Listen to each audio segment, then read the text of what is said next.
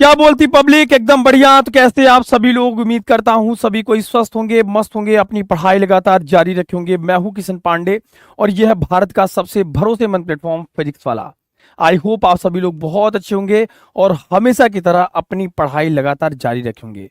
प्यारे बच्चों, पहला chapter electric charges and field, यानी कि विद्युत आवेश तथा क्षेत्र का मोस्ट इंपॉर्टेंट न्यूमेरिकल, चाहे वो एनसीईआरटी का हो चाहे आपके रेफरेंस बुक का हो। और सबसे बड़ी समस्या है प्रॉब्लम बच्चों को, क्योंकि आपको भी, आप लोग भी देख रहे हैं लगातार हर साल पैटर्न चेंज हो रहा है फिजिक्स का, है ना। यूपी बोर्ड का एग्जाम का, तो बोर्ड एग्जाम में अब वो चीजें नहीं रह गई जो पहले आप पढ़ते थे। अब थोड़ा सा आपको कंसेप्ट के साथ साथ, डेरिवेशन के साथ साथ, थियोरी के साथ साथ मेरे भाई 100% अगर बेहतर तैयारी करनी है तो आपको न्यूमेरिकल, और भी अच्छे लेवल के न्यूमेरिकल आपको सॉल्व करने पड़ेंगे मेरे प्यारे बच्चों। मेरे प्यारे भाई, आज मैं आपको बताने वाला हूं मोस्ट इंपॉर्टेंट न्यूमेरिकल। न सिर्फ मेरा ये तरीका थोड़ा सा अलग है कि न सिर्फ मैं आपको सीधे न्यूमेरिकल बता दूंगा, यार देखो इसको ऐसे सॉल्व कर लेंगे, इसको ऐसे सॉल्व कर लीजिए, इसकी वैल्यू ऐसे रख दीजिए। मैं हर न्यूमेरिकल के पीछे आपको लॉजिक बताऊंगा कि आप जब न्यूमेरिकल सॉल्व करते हैं तो आपको क्या दिक्कत आती है। क्योंकि जब भी कोई टीचर पढ़ा रहा होता है ना मेरे प्यारे भाई, तो वो क्या काम करता है, वो डायरेक्ट वो जब सॉल्व करा रहा होता है तो उसके दिमाग में कैसे आ जाता है कि इसके बाद ये स्टेप सॉल्व होगा। बहुत बच्चे ऐसे होते हैं, लगातार कमेंट्स रहते हैं, सर मुझसे न्यूमेरिकल बनता ही नहीं है, मैं सॉल्व करने लगता हूं, आधा सॉल्व करता हूं सर, फंस जाता हूं। समझ नहीं आता कि किस वाले न्यूमेरिकल में कौन सा फार्मूला लगाना है ना। अगर आपके साथ भी ये दिक्कत होता है, कैलकुलेशन आपकी कमजोर है, वीक है, तो मेरे भाई, मेरे प्यारे बच्चों, ये सेशन आपके लिए बहुत ज्यादा इंपॉर्टेंट है। मेरे प्यारे बच्चों, पहले चैप्टर्स का न्यूमेरिकल हम लोग स्टार्ट कर रहे हैं और न्यूमेरिकल का ये सिलसिला रुकेगा नहीं, आपको टेंशन नहीं लेना है। आप भारत के किसी भी कोने से पढ़ेंगे, लेकिन न्यूमेरिकल का, अगर आप ये चाहते हैं कि न्यूमेरिकल हमको एकदम सीख जाए, एक्सपर्ट हो जाए हम लोग न्यूमेरिकल में, और हम लोग एकदम बेसिक टू एडवांस लेवल तक पूरी न्यूमेरिकल को सॉल्व करें, तो मेरे भाई ये सेशन आपके लिए बहुत महत्वपूर्ण है। सभी को नमस्कार, राधे राधे, सत श्री अकाल। कैसे हैं सभी लोग? आई होप कि आप सभी लोग मेरे प्यारे बच्चे बहुत बढ़िया होंगे और आप सभी भाई बहन का रिजल्ट भी आने वाला है ना। और इस बार का रिजल्ट देखिएगा, बहुत ऐतिहासिक रहेगा। और अब आपकी बारी भी है ना। आपको भी एक अच्छी और बेहतर तैयारी करनी है ना। तो मेहनत करना है, बहुत अच्छे से हमारे साथ जुड़ के मेहनत करना है। तो सभी को ऑडियो वीडियो क्लियर है क्या, एक बार बता देंगे प्लीज, और हम कंटिन्यू करेंगे, ठीक है भाई। जिन्होंने अटेंडेंस नहीं लगाई वो लगा देंगे, और मेरे भाई थोड़ा सा ये आवाज हर उस बच्चे तक भी पहुंचा देंगे जो बच्चा मेहनत कर रहा है, तैयारी कर रहा है, और आपका प्यारा भाई है, और वो कहीं ना कहीं भटका हुआ है कि भाई कहाँ से पढ़ें, कहाँ से तैयारी करें, एक बेहतरीन तैयारी कहाँ से करें, है ना। तो चलिए सबसे पहले हम स्टार्ट करते हैं बिना किसी देरी किए, ठीक है। तो गाइस सभी लोग बढ़िया, अच्छा टाइमिंग चलो अभी बात करते हैं, ठीक है। पहले समझते हैं कि कैसे सॉल्व करेंगे।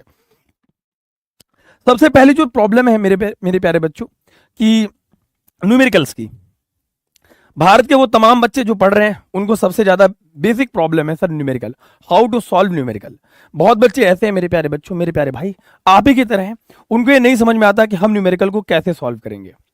उनको कॉन्सेप्ट तो क्लियर हो जाता है, उनको सर कह दीजिए तो फार्मूला भी याद रहता है। इवन बहुत बच्चे ऐसे हैं जिनको फार्मूला भी पता रहता है, लेकिन फिर भी ऐसी कंडीशन हो जाती है, इसके बावजूद भी जब भी आप कैलकुलेशन के पार्ट पे जाते हो, है ना मेरे प्यारे बच्चों, जब आप कैलकुलेशन करना स्टार्ट करते हो तो कैलकुलेशन में आपको ये प्रॉब्लम आती है कि कैलकुलेशन आधा करते हो फंस जाते हो, है ना। इसके लिए आपको थोड़ी सी बेसिक मैथमेटिक्स जो फिजिक्स के लिए इंपॉर्टेंट होती है, उसकी देखिए हमने एक लाइव लेक्चर्स ले रखी है आप सभी के लिए, है ना। वो अभी लाइव सेक्शन में ही पढ़ा हुआ है आप सभी के लिए, तो वहां से जाके भी आप पढ़ सकते हैं।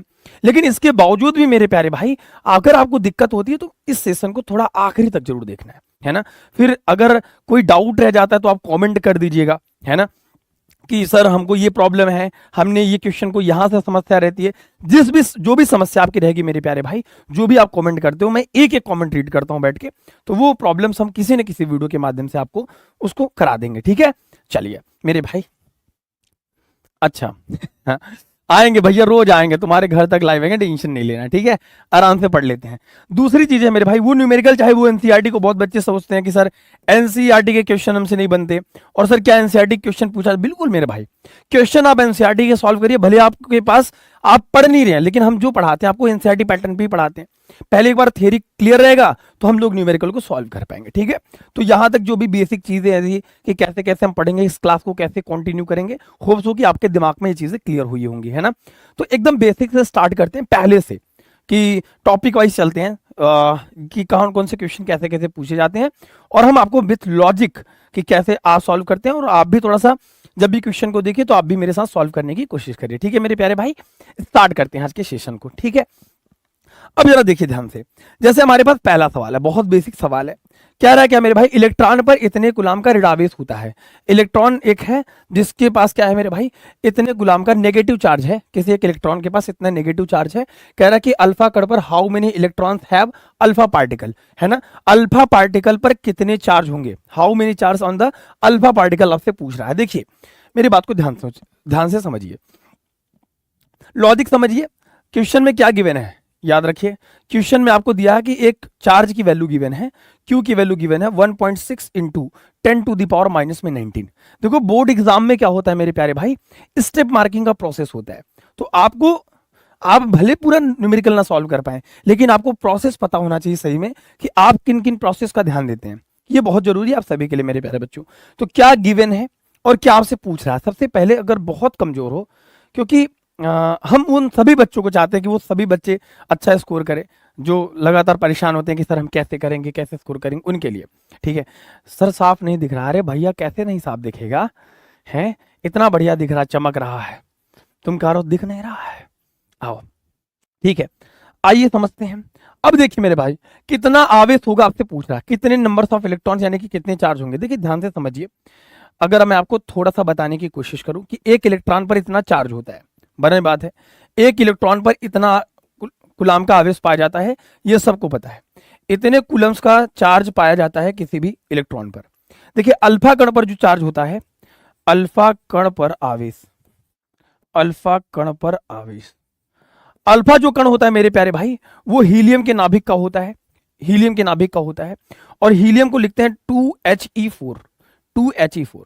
और यहाँ पे जो दो है मेरे भाई, वो इलेक्ट्रॉनों की संख्या, नंबर्स ऑफ इलेक्ट्रॉन है, यानी कि अल्फा कण पर दो इलेक्ट्रॉन का ऋणावेश पाया जाता है, धनावेश पाया जाता है। ठीक है, धनावेश पाया जाता है, दो इलेक्ट्रॉन का धनावेश पाया जाता है, किस पर, धनावेश पाया जाता है। कैसे, अब जरा मेरी बात को ध्यान से समझिए। आपको सिर्फ मैं अल्फा पार्टिकल की बात नहीं कर रहा हूं, अगर आप ये समझ रहे हैं कि हाइड्रोजन पे पूछ ले, हीलियम पे पूछ ले, लिथियम पे पूछ ले, बेरिलियम पे पूछ ले, किसी भी नाभिक पर आवेशों की संख्या अगर आपसे पूछता है, कॉन्सेप्ट समझ लीजिए, यहाँ पे ऐसे लिख लीजिए, यहाँ पे कोने में लिख लीजिए नोट करके कॉन्सेप्ट, है ना, ताकि आपको कभी दिक्कत ना आए, है ना। किसी भी एलिमेंट, किसी भी तत्व के, उसके नाभिक पर आवेशों की संख्या, है ना, याद रखिएगा, नाभिक पर आवेशों की संख्या कैसे निकालेंगे, नाभिक पर आवेशों की संख्या, आवेशों की संख्या, अगर नाभिक पर आपको आवेशों की संख्या निकालनी है तो क्वांटाइजेशन ऑफ चार्ज Q बराबर प्लस ZE से निकाल सकते हैं आप लोग। किसी नाभिक पर आवेशों की संख्या कितनी हो सकती है, जहां पर, याद रखिएगा मेरे प्यारे भाई, मेरे प्यारे बच्चों, जहां पर Z जो होता है, जहां पे Z जो होता है वो क्या है मेरे भाई, परमाणु क्रमांक है। क्या है मेरे भाई, परमाणु क्रमांक है, याद रखिएगा, हमेशा याद रखिएगा। Z क्या है मेरे प्यारे बच्चों, परमाणु क्रमांक है, इस बात को याद रखिएगा। ठीक है, Z क्या है मेरे प्यारे बच्चों, परमाणु क्रमांक है। अच्छा, दूसरी बात है जो समझने वाली बात है, वो हम आपको बता देते हैं। Z एक परमाणु क्रमांक है। अब जैसे हमने बात करा हीलियम की, तो हीलियम का नाभिक होता है, हीलियम का जो परमाणु क्रमांक है वो 2 है। इस पर जब आवेशों की संख्या निकालेंगे तो Z की जगह पे क्या लिखेंगे, 2 लिखेंगे, क्योंकि ये क्या है, परमाणु क्रमांक है। 2 इलेक्ट्रॉन का ऋणावेश धनावेश पाया जाएगा, 2 गुणते 1.6 गुणते 10 की घात -19 हो जाएगा। और यहां से ऐसे लिख लेंगे 16 दूना 32 और 3.2 हो जाएगा, क्योंकि डेसिमल के बाद एक दशमलव लगा है, एक डिजिट के बाद दशमलव लगा हुआ है मेरे प्यारे बच्चों। तो 3.2 गुणते 10 की घात -19 कूलम हो जाएगा और ये खत्म हो जाएगा। ध्यान से देखिए, बहुत सिंपल बात है। तो इतना जो हमारे पास चार्ज है, जो चार्ज की नंबर्स ऑफ इलेक्ट्रॉन्स की वैल्यू है, वो हमारे पास इतनी आ जाएगी। लेकिन मैं आपको बार बार कह रहा हूं, आपको रटने की भी जरूरत नहीं है। अगर किसी भी नाभिक पर आवेशों की संख्या से पूछ रहा है किसी तत्व के, तो Q equal to quantization of charge से आप निकाल सकते हैं। और हमेशा एक कंसेप्ट याद रखिएगा कि जब भी आपको इलेक्ट्रॉनों की अधिकता कहे, numbers of excess of electron कहता है, आपको कमी कहता है, या फिर कहता है कि नंबर्स ऑफ इलेक्ट्रॉन कितने हो सकते हैं, कितनी पॉसिबल बन सकता है, तो हमेशा आपको क्वांटाइजेशन ऑफ चार्ज का ही फार्मूला लगाना है मेरे प्यारे बच्चों। ठीक है, इतनी बात सबको क्लियर है क्या? इतनी बात आपके दिमाग में सेट हो गई, इतना मामला सेट है क्या भाई? जो बाद में आते हैं वो अटेंडेंस प्लीज लगा देंगे। और दूसरी चीज मेरे प्यारे भाई, जैसे आप कुछ पूछना चाहते हैं, अगर आपको कोई दिक्कत हो तो कमेंट कर दीजिएगा, हम देख लेंगे। ठीक है, परेशान नहीं होंगे इसके लिए। क्लियर है बात, मामला सेट है दिमाग में कि कैसे करेंगे। अच्छा, अगले सवाल पे चलते हैं बिना किसी देरी किए। ठीक है, सवाल को बताते हैं। देखिए, अब जैसे अगला क्वेश्चन है, अभी धीरे धीरे हम आपका लेवल बढ़ाते हैं, क्योंकि पहला फार्मूला इंपॉर्टेंट फार्मूला है, problem based on the quantization of charge. कह रहा है कि एक चालक है, इफ अ कंडक्टर हैव, कह रहा है कि 1 कूलम चार्ज का नेगेटिव चार्ज पाया जाता है 1 कूलम का, इस पर सामान्य अवस्था में कितने इलेक्ट्रॉन अधिक है। याद रखिएगा एक कॉन्सेप्ट और याद रखिएगा, इसमें कभी भी आप while you solving the numericals, जब आप न्यूमेरिकल्स को सॉल्व कर रहे हैं मेरे प्यारे बच्चों, तो आपको क्या ध्यान देना है, कॉन्सेप्ट क्या कहता है, जरा ध्यान से देखिए, ध्यान से देखिए। कॉन्सेप्ट ये कहता है मेरे भाई कि अगर आपको कह दे कि मेरे भाई नंबर्स ऑफ इलेक्ट्रॉन, यानी कि इलेक्ट्रॉनों की अगर आपको कह दे, इलेक्ट्रॉनों की अधिकता कह दे,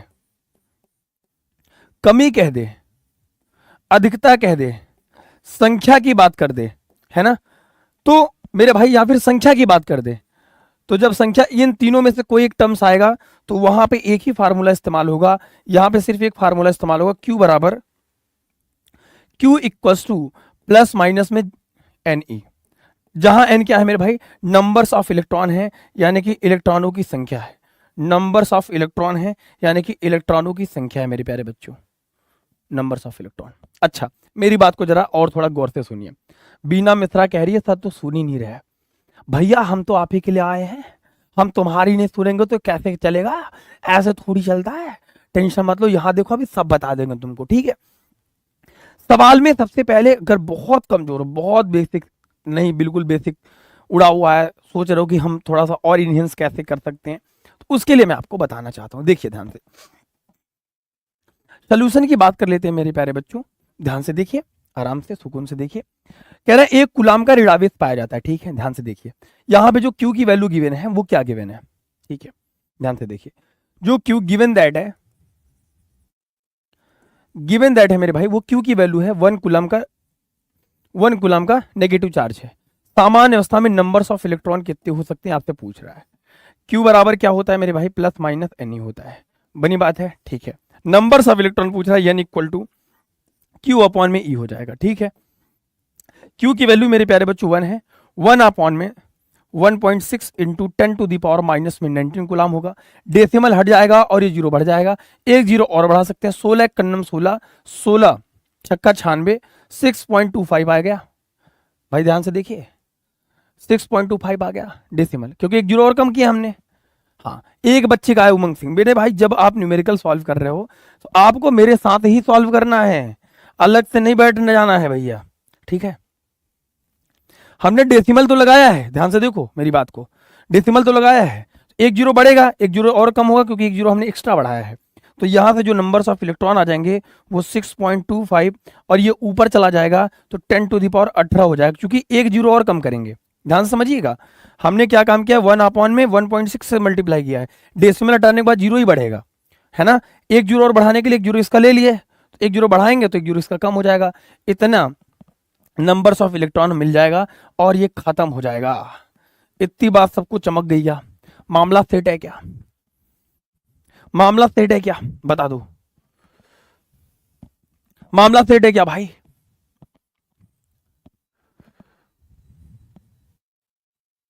ठीक है, मामला सेट है क्या, बिल्कुल सिंपल है। अभी धीरे धीरे सब समझ आने लगेगा, धीरे धीरे आपकी आंखें से खुलेंगी, आपको बहुत आनंद आने लगेगा, आपको लगेगा अरे वाह मैं भी कर सकता हूं ये सर, अभी आपको थोड़ी देर बाद आनंद आने लगेगा, और ये मैं आनंद पूरे भारत को देना चाहता हूं, मैं ये सुकून पूरे भारत को देना चाहता हूं कि हर वो बच्चा जो बिल्कुल कमजोर है वो सॉल्व कर सकता है, ठीक है। अच्छा उपेंद्र वर्मा कह रहे हैं my self Sakshi Verma, hello बिटिया साक्षी कैसी हो आप, माई सेल्फ साक्षी सर, अरे भाई सब साक्षी आ गए क्या भाई, इधर क्या कर रहे हो भाई तुम लोग, आ जाओ भाई थोड़ा सा आगे बढ़ सकते हैं, इसको आप आराम से नोट कर सकते हैं। देखिए ये प्रीवियस ईयर के क्वेश्चन है जो आपके एग्जामिनेशन में पूछा गया है, कभी कभी नंबर्स ऑफ इलेक्ट्रॉन आपसे पूछा जा सकता है कि कब ज्यादा हो सकता है कब कम हो सकता है ना, हम तो पीवाईक्यूज भी साथ में सॉल्व करा रहे हैं ताकि आपको दिक्कत ना हो मेरे प्यारे बच्चों, ठीक है, ध्यान से देखिए आराम से देखिए, एक एक क्वेश्चन को सॉल्व करते हैं, बहुत ढेर सारे सवाल है हमारे पास और सबका जवाब भी एनसीईआरटी के भी क्वेश्चन है। एक चालक पर इतने कूलम का धनावेश है, तो जैसे जैसे कह रहा है सबसे पहले गिवन दैट, क्या गिवन है मेरे प्यारे बच्चों, कह रहा है if a conductor have 2.4 into 10 to the power minus 18 coulomb positive charge, कह रहा है कि then find the value of how many numbers of electron on the conductor, conductors पर कितने नंबर्स ऑफ इलेक्ट्रॉन होंगे ये आपसे पूछ रहा है। ठीक है मेरे प्यारे भाई, बहुत बढ़िया सवाल। गिवन दैट है हमें, हमारे पास इतने कूलाम का चार्ज है, क्यू की value 2.4 into 10 to the power minus में 18। ठीक है, इस चालक पर कितने इलेक्ट्रॉन की अधिकता कमी होगी, नंबर्स ऑफ इलेक्ट्रॉन। मैंने आपसे क्या कहा, आपको कीवर्ड्स पकड़ने। जो बच्चा ये नहीं समझ पाता कि सर हमें नहीं पता होता है कि फार्मूला कौन सा लगाएं, कौन से फार्मूले से हमारा काम बन जाएगा, उनके लिए मैंने क्या कहा, जब भी कमी कहे, अधिकता कहे, संख्या कहे, तो इसमें क्या कह रहा है, कमी होगी या अधिकता होगी, यहां पे कह रहा है ना आपसे। अब इसको देखते ऐसे सवाल दिमाग में चलना चाहिए, दिमाग में आपके कैलकुलेशन फिट हो जाना चाहिए, तब धीरे धीरे प्रैक्टिस बनेगी और तब धीरे धीरे आप बाकी को आगे छोड़ के निकलेंगे। और बाकी जब क्लास लगे ना मेरे भाई, तो क्लास करो चपक के, और तुमसे आगे कोई निकल जाए तो मेरा नाम बदल देना, समझ गए। इतना बात तो मैं आपको बता दे रहा हूँ, सीधी सीधी बात है कि भैया तुमको सिर्फ और सिर्फ फॉलो करना है। क्या फॉलो करना है, जितना इंस्ट्रक्शन दे रहा हूं, जैसे जैसे कह रहा हूं, आंख बंद करके सॉल्व करते रहो। लेक्चर्स देखो, न्यूमेरिकल सॉल्व करो, तुमसे आगे कोई न्यूमेरिकल में निकल जाए तो मेरा नाम बदल देना मेरे भाई। ठीक है गाइस, बहुत देखो सब बच्चों का आने लगा ना, बहुत बढ़िया, बहुत शानदार मेरे भाई। अब मेरे प्यारे भाई क्या कह रहा है, हमने कहा कि नंबर्स ऑफ इलेक्ट्रॉन ज्यादा हो, एक्सेस हो रहा है, कम हो रहा है, तो एक ही आदमी है जो बेड़ा पार लगा सकता है, क्यू बराबर एन ही हो जाएगा और ये खत्म हो जाएगा। अब यहां से कह रहा है numbers of electron N equal to, same problem हो गई। ठीक है, अब मेरे भाई क्या हो गया, क्यू की वैल्यू क्या है, 2.4 into 10 to the power minus में 18 गिवन है।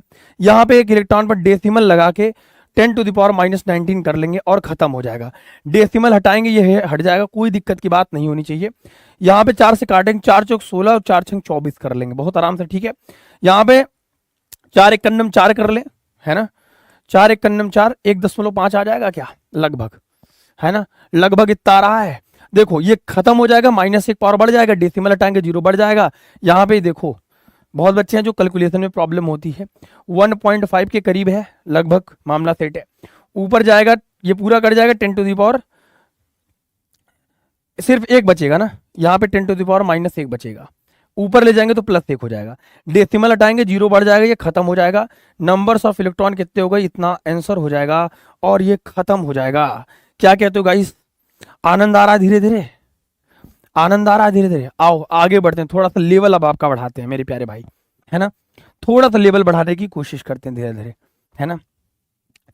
अब ध्यान से देखो, सारे तो नहीं, अब मेरे भाई थोड़ा सा सोच रहे हैं अब इसको तो होमवर्क दे सकता हूँ, डू योर सेल्फ कर सकते हैं।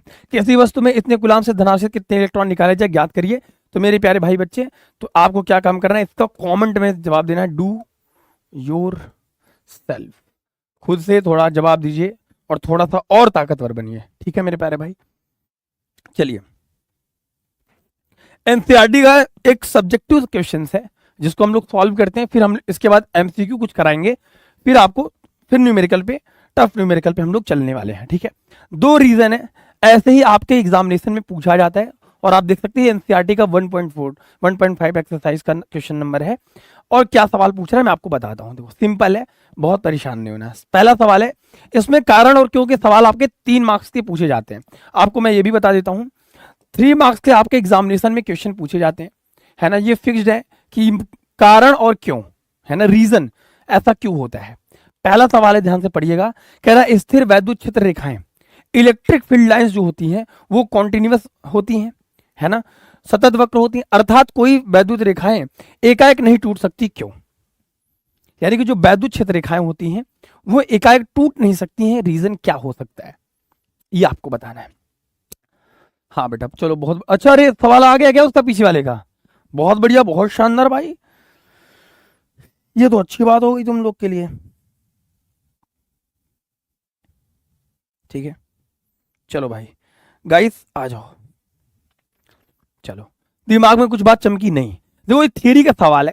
पहले सवाल है जो मेरे भाई, जो वैद्युत क्षेत्र रेखाएं होती हैं, ए का सोल्यूशन है, जो वैद्युत बल रेखाएं होती है मेरे भाई, वो एक वैद्युत बल रेखाएं यानी कि इलेक्ट्रिक फील्ड लाइंस जो होती है मेरे भाई, उसकी डेफिनेशन होती है, ये काल्पनिक रेखाएं होती हैं जो अपने कला का अविरत प्रदर्शन करती है, लगातार प्रदर्शन करती है।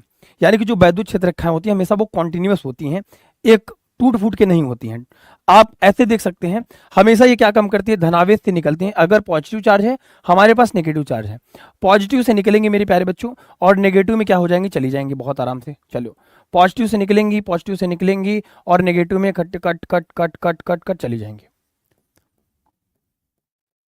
ठीक है मेरे प्यारे भाई, ये हमेशा क्या होती है मेरे भाई, ये लगातार होती है, कॉन्टिन्यूअस होती हैं, ब्रेक नहीं होता कभी भी। आप ऐसे टूटते फूटते लाइन नहीं देखेंगे। क्यों?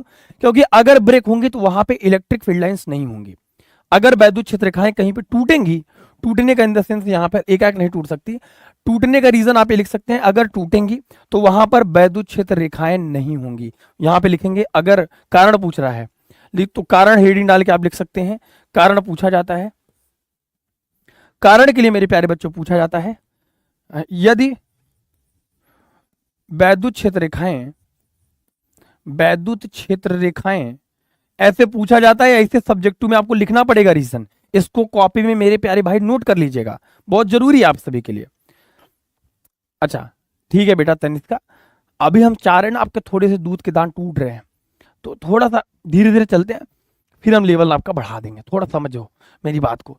वैद्युत क्षेत्र रेखाएं यदि अचानक से टूटेंगी, यदि अचानक से टूटेंगी, ये वही कहता है मेरे भैया, ये वैद्युत क्षेत्र रेखाएं ये कहता है कि हालात पर, दांव पर लगा है सब कुछ, रुक नहीं सकते, रुकता नहीं है, लगातार होता है। वैद्युत क्षेत्र रेखाएं क्या कहती हैं, इलेक्ट्रिक फील्ड लाइंस। ध्यान से इस लाइन को समझिएगा और अपने जहन में बसा लीजिएगा कि दांव पर लगा है सब कुछ, रुक नहीं सकते, टूट सकते हैं मगर टूटकर बिखर नहीं सकते। यही रीजन है मेरे प्यारे बच्चों कि जो वैद्युत क्षेत्र रेखाएं यदि अचानक से टूट जाएंगी, टूटेंगी, तो वहां पर वैद्युत क्षेत्र अनुपस्थित होगा। वैद्युत क्षेत्र यानी कि मेरे प्यारे बच्चों इलेक्ट्रिक फील्ड अनुपस्थित होगा,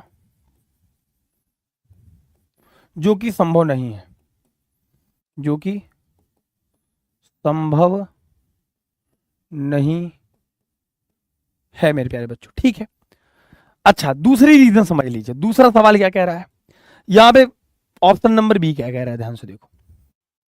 स्पष्ट कीजिए दो क्षेत्र रेखाएं कभी एक दूसरे को प्रतिच्छेद क्यों नहीं करती, क्यों नहीं काटती। वैसे जब मैंने इसकी प्रॉपर्टीज आपको बताई थी, है ना, तो हमने आपको वहां पे बताया था कि हमने आपसे कहा था कि जो वैद्युत क्षेत्र रेखाएं मेरे प्यारे बच्चों धनावेश से निकलकर ऋणावेश में प्रवाहित हो जाती हैं। धनावेश से निकलेंगी और अगर कोई नेगेटिव चार्ज है तो नेगेटिव चार्ज में बेचारी चली जाएंगी, इनकी कोई गलती नहीं है ना। पॉजिटिव चार्ज से निकलेंगी, नेगेटिव चार्ज में चली जाएंगी। अगर ये एक दूसरे को काट देंगी, रीजन क्या है ध्यान से समझिएगा। अगर हम किसी भी एक पॉइंट पर एक स्पर्श रेखा खींचे, जो स्पर्श रेखा की दिशा होगी वही वैद्युत क्षेत्र की रेखा की दिशा होती है। यानी कि अगर आपको वैद्युत क्षेत्र की रेखा की दिशा निकालनी है मेरे प्यारे बच्चों, तो उस किसी भी एक लाइन पर आप टेंजेंट लाइन, एक स्पर्श रेखा खींच दीजिए, टेंजेंट लाइन ड्रॉ कर दीजिए, जो स्पर्श रेखा की दिशा होगी वो वैद्युत क्षेत्र की रेखा को प्रदर्शित करेंगी। और अगर ऐसा पॉसिबल हो जाए, दो एक रेखा ऐसे काट दें, तो इस वाले इंटरसेक्ट पॉइंट पर क्या होगा, दो इस इंटरसेक्ट पॉइंट पर जहां पे काटेंगी, इस कटान बिंदु पर दो रेखाएं खींची जा सकती हैं, दो लाइन ड्रॉ की जा सकती हैं और वैद्युत क्षेत्र रेखा की दो डायरेक्शन हो जाएंगी, which is not possible at any cost, जो कि किसी दशा में संभव नहीं है। तो आप ऐसे रीजन लिखेंगे कि दो वैद्युत बल रेखाएं, दो वैद्युत क्षेत्र रेखाएं कभी एक दूसरे को नहीं काटेंगी, क्योंकि अगर काट देंगी तो कटान बिंदु पर दो वैद्युत क्षेत्र रेखा की दिशा को प्रदर्शित करेगा, इंटरसेक्ट पॉइंट पर दो इलेक्ट्रिक फील्ड लाइन के डायरेक्शन को शो करेगा, जो कि पॉसिबल नहीं है मेरे प्यारे बच्चों। ठीक है, मामला सेट है यहां तक दिमाग में बात सेट है क्या? अब हम थोड़ा सा एक स्टेप आगे बढ़ते हैं, बहुत नहीं थोड़ा सा, ध्यान से देखिए। अब मेरे प्यारे भाई क्या होता है, बहुत दफा आपसे सवाल पूछा जाता है ना, कि भैया बताइए, बहुत बार ये सवाल पूछा गया है एग्जामिनेशन में आपके सवाल क्या पूछा गया, जरा ध्यान से देखिए। इनमें से कौन जो बताएगा मेरे भाई वो मेरी तरफ से पार्ले जी खाएगा, बहुत बढ़िया वाला। ठीक है, क्या सवाल कह रहा है मेरे भाई, मात्रक क्या है, वैद्युत क्षेत्र की तीव्रता का मात्रक क्या होगा, 1 2 3 4। अभी मैं पोल करा सकता हूं, पोल का ऑप्शन कहां गया भाई, पोल का ऑप्शन कहां गया, पोल एक दिन मैं तुम्हारी पोल खोल दूंगा, बता दे रहा हूं, है ना। पोल का ऑप्शन क्या होगा, खा गए तुम लोग, एक दिन हम तुम्हारी पोल खोल देंगे भाई, बता रहे हैं।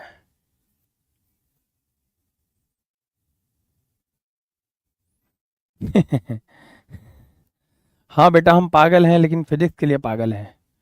यस, अगर दुनिया आपको पागल कहने लग जाए तो इस बात का साफ मतलब है मेरे भाई कि आप सही ट्रैक पे जा रहे हो। तो इसका मतलब मैं सही ट्रैक पे जा रहा हूँ, तो कोई मुझे क्या कहता कोई फर्क नहीं पड़ता, है ना बेटा। हाँ, अश्वत्थामा बेटा, अश्वत्थामा। भारत में ऐसा दूसरा प्रोडक्ट पैदा ही नहीं हुआ, समझ गए। हम जब बने थे ना भाई, तो अलग ही था। छोड़ दो, आराम से पढ़ो, सुकून से, टेंशन मत लो गाइस। जब तक हम जिंदा हैं, हमारी आखिरी उम्मीद हम खुद हैं, और जब तक हम जिंदा है उम्मीद कायम है। आपको टेंशन लेने की जरूरत नहीं, पहुंचा दूंगा वहां तक, टॉप करके वापस आना तेरा काम, ठीक है भाई। अब मेरे भाई वैद्युत क्षेत्र की तीव्रता में कई ढेर सारे सवाल क्रिएट करते हैं। वैद्युत क्षेत्र की तीव्रता को ई से प्रदर्शित करते हैं। ई की जो दिशा होती है यानी कि डायरेक्शन की बात करते हैं, यहाँ पे सबसे लीजिए, ई की जो डायरेक्शन होती है मेरे भाई, तो धन आवेश से बाहर की ओर होती है। धन आवेश से बाहर की ओर होती है मेरे प्यारे भाई, धन आवेश से बाहर की ओर। पहला सवाल ये पूछा ही जाएगा, हर एग्जामिनेशन में पूछा जाएगा, इसमें पूछा गया है, तो इस बात की कोई गारंटी नहीं। भाई कुछ मत करो यार, लगा दो भाई, क्या कर रहे हो भाई तुम लोग।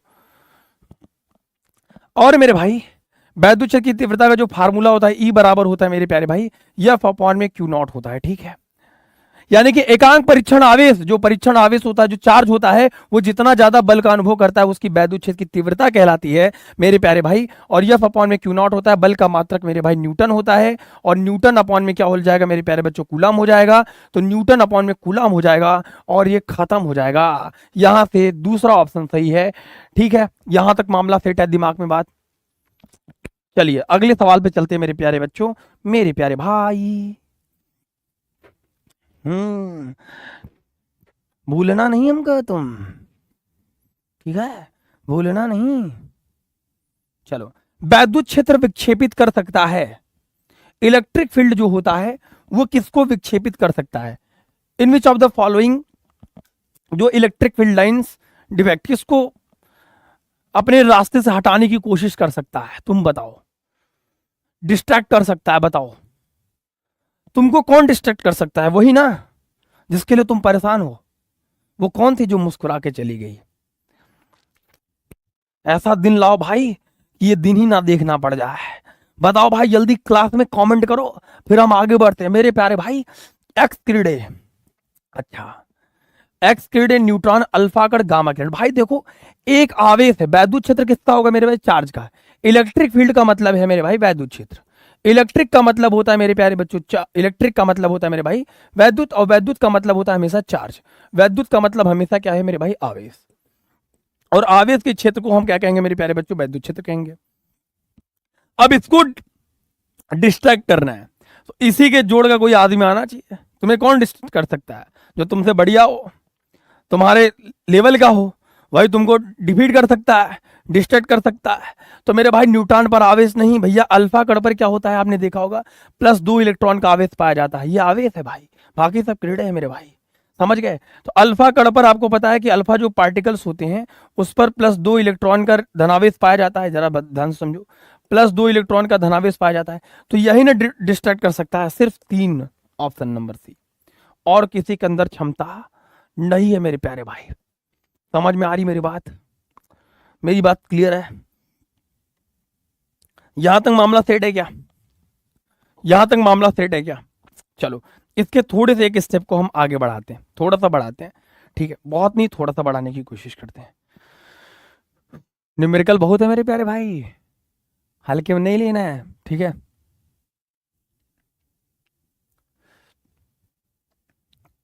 चलो भाई, तुम मेरा सनम, इनमें से कह रहा है, आपको बताना है कि इनमें से वैद्युत फ्लक्स, चलो अभी कुछ करा देते हैं, वैद्युत क्षेत्र का मात्रक नहीं है इसमें पूछ रहा है ना। इस एमसीक्यू के बाद फिर हम लोग न्यूमेरिकल पे ही चलेंगे, बेसिक में सवाल है। तो सवाल कितनी बार रिपीट हुआ है, मोस्ट रिपीटेड क्वेश्चन है, तो हम आपको करा दे रहे हैं, कोई दिक्कत की बात नहीं है। सर सब करवा देंगे आज ही। अभी तो हमारा इंजन गर्म होने ही 1-2 घंटे लग जाता है भाई, अभी तुम देखे कहाँ हो। हम तो सोच रहे हैं तुम्हारे दूध के दांत थोड़े टूट जाए, उसके बाद रफ्तार पकड़े। तो तुम टेंशन लो, तुम बस पढ़ाई फोकस करो, बाकी जिम्मेदारी हमारी है, समझ गए? बाकी जिम्मेदारी हमारी है मेरे प्यारे भाई, ठीक है ना? ठीक है ना जी, कर लीजिएगा, आगे बढ़े। देख नहीं रहा एक आदमी को, अरे चश्मा लगाओ डबल बैटरी कहीं के। निम्नलिखित में से कौन सा वैद्युत क्षेत्र का मात्रक नहीं है? वैद्युत क्षेत्र का मात्रक नहीं हो सकता मेरे भाई, न्यूटन पर कूलाम है, वोल्ट पर मीटर है, जूल कूलाम, जूल प्रति कूलाम इंटू मीटर। बताइए आपके हिसाब से इनमें से कौन सा नहीं है, बताना है नहीं तो इसमें बहुत कुछ है, क्योंकि वैद्युत क्षेत्र की तीव्रता के दो मात्रक हमने बताए थे। न्यूटन पर कूलाम अभी 2 मिनट पहले बताया, तो पहला तो नहीं हो सकता। और देखो ऑब्जेक्टिव में आपको बताऊं, जब भी while you solving the MCQ, तो एक ऑप्शन एलिमिनेशन मेथड होता है। मतलब ऑप्शन एलिमिनेशन का मेथड क्या होता है मेरे भाई, आपको एलिमिनेट करना पड़ता है। आपको ऐसे दो ऑप्शन मिलेंगे हमेशा जो कभी पॉसिबल ही नहीं हो सकते हैं, ऐसा। और उसको समझने के लिए बस अगर आपने कभी कॉन्सेप्ट की क्लास देखी है तो आपको दिक्कत नहीं आएगी। अब देखो आधे बच्चे क्या काम करते हैं, सही रिप्लाई करते हैं। आधे बच्चे क्या काम करते हैं, देखते हैं कि भैया फलाने हमको प्लस दे रहे हैं, ये वाला ऑप्शन सही कर रहे हैं, हम भी कर दें। ये काम नहीं करना मेरे भाई, अपने साथ ईमानदारी से की गई मेहनत आपके आने वाले समय में चार चांद लगाएगी मेरे प्यारे भाई, ठीक है? बताओ जल्दी फटाफट से। क्लास है तुम्हारी, हमको मालूम है भैया, क्लास है तो पढ़ लो भाई, अभी क्लास पहले कर लेंगे।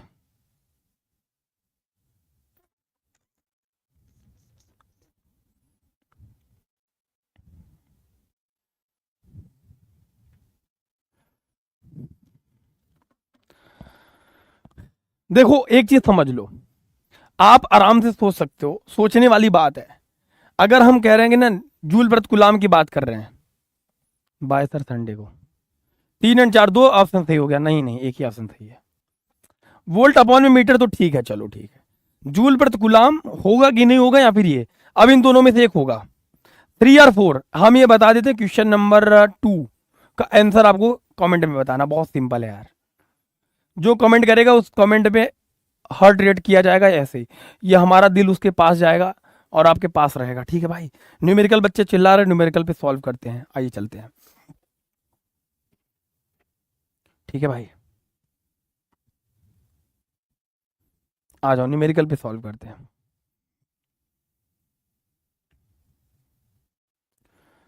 चलो, वैद्युत फ्लक्स से सवाल पूछा गया है पीवाईक्यू से, कह रहा है वैद्युत स्थैतिक यानी कि इलेक्ट्रिक फील्ड्स के बारे में चर्चा कर रहा है। क्वेश्चन क्या गिवन है, इसमें थोड़ा सा बेसिक मैथ लगेगा आपका, थोड़ा सा दिमाग लगेगा। सवाल को सॉल्व करते हैं, आइए न्यूमेरिकल सॉल्व करते हैं, फिर एमसीक्यू भी हम सब बता देंगे एक ही बार में, ठीक है? 3 4 में से 2 में से एक है, अब तुम्हें देखना है कौन सा हो सकता है। ई बराबर क्या हो सकता है मेरे भाई, रखने पर पृष्ठ पर इतना, कह रहा है कि ई बराबर 2i cap plus 4j cap plus 7k cap में रखने पर पृष्ठ पर इतने वेक्टर में होने वाले कितना वैद्युत फ्लक्स बाहर आएगा। देखो मेरे प्यारे भाई, कंडीशन पहले समझ लो, गिवन दैट क्या दिया है और क्या पूछ रहा है। पहली बात, ई का मान, वैद्युत क्षेत्र की तीव्रता ई का मान दिया है 2i cap plus 4j cap और प्लस 7k कैप, ठीक है? ये गिवन है, चलो बढ़िया है सर, बढ़िया मस्त सवाल दिया है। और हमारे पास यहाँ पे क्षेत्रफल दिया है, क्षेत्रफल सदिश यानी कि 10j कैप दिया है, ठीक है? सदिश का लिख लीजिए, अभी कॉन्सेप्ट लिख लीजिए, क्योंकि काम तो देगा ही, वैद्युत फ्लक्स में इसकी जरूरत पड़ेगी ही। दो सदिशों का अदिश गुणनफल का सूत्र होता है मेरे भाई, कॉन्सेप्ट नहीं चमकाओगे तो मामला तुम्हारे साथ गड़बड़ रहेगा भैया, एक बात और बता देना तुमको, ठीक है ना? देखो मेरे भाई, आई का आई के साथ और जे का जे के साथ और के का के के साथ मेरे प्यारे बच्चों एक होगा वैल्यू, ठीक है? एक होगा। अगर आई का सवाल मतलब किसी सदिश का, किसी अगर सदिश का अदिश गुणनफल निकाल रहे हैं, आई का आई के साथ, जे का जे के साथ, के साथ गुणनफल, अदिश गुणनफल एक होता है। अगर यहाँ पे आई माई आई रहेगा और यहाँ पे जे रहेगा, जे फॉर जयकाल, और यहाँ पे जे रहेगा और यहाँ पे के फॉर किशन सर रहेंगे, या फिर के रहेगा या फिर जे रहेगा, आई रहेगा, कुछ भी रहेगा, तो उसकी वैल्यू क्या होगी, 0, ठीक है? हमेशा याद रखिएगा, ये दो सदिशों का अदिश गुणनफल है। अदिश गुणन के साथ मेरे प्यारे बच्चों क्या लेते हैं, ये कंडीशन ऐसे होता है कि एक्स अक्ष के साथ अगर हमारे पास एक्स अक्ष है, वाई अक्ष है और जेड अक्ष है, ऐसे होता है, नहीं दिखा सकते तो ऐसे होता है। अगर एक्स अक्ष की दिशा में कोई आई कैप चला है, जेड अक्ष, वाई अक्ष की दिशा में जे कैप चला है और जेड अक्ष की दिशा में के कैप चला है, तो इन दोनों का अदिश गुणनफल, ये फार्मूला हमारे पास आता है। आइए समझते हैं, इसको थोड़ा सॉल्व करने की कोशिश करते हैं और मामला यही सेट हो जाएगा।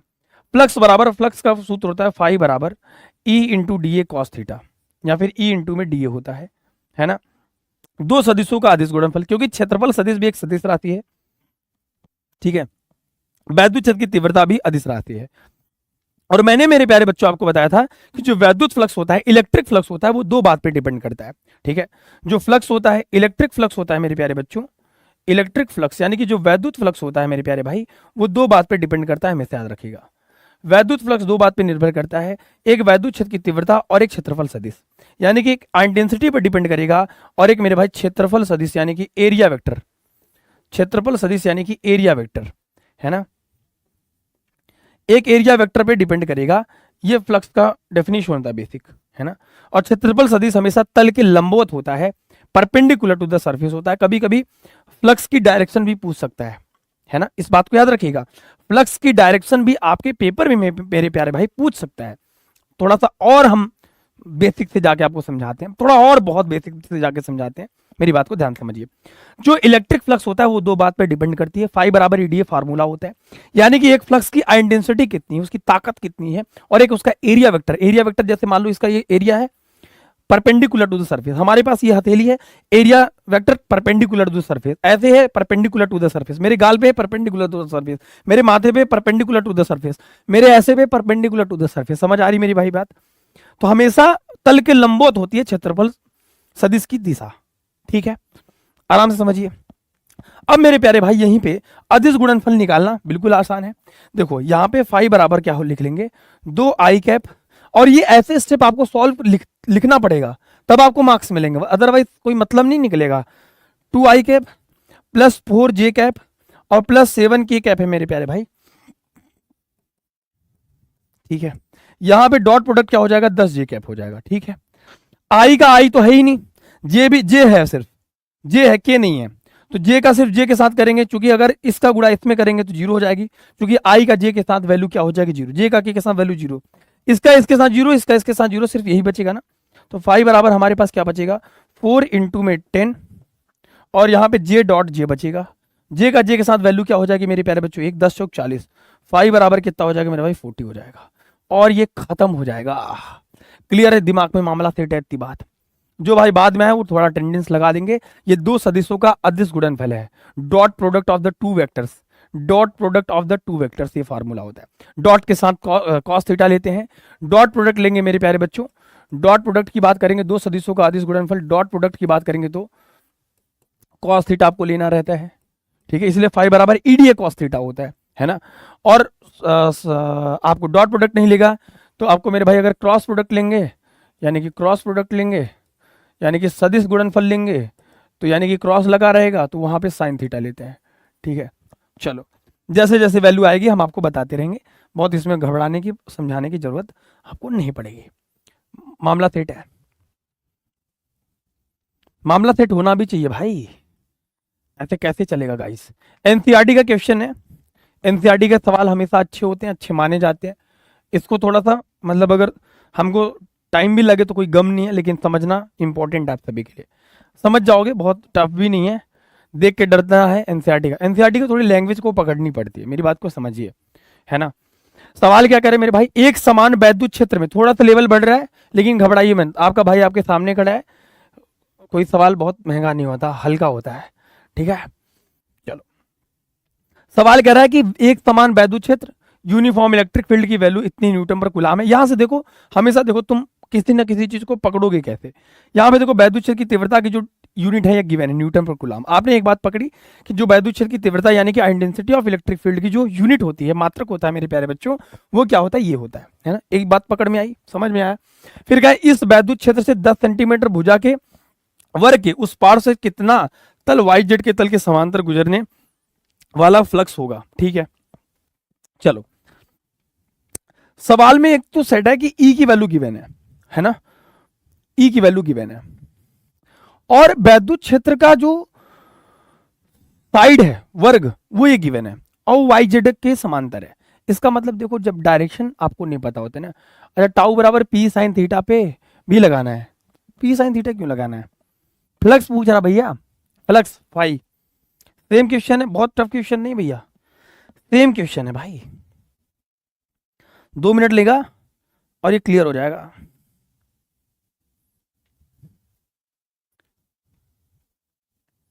दो मिनट का काम है भैया।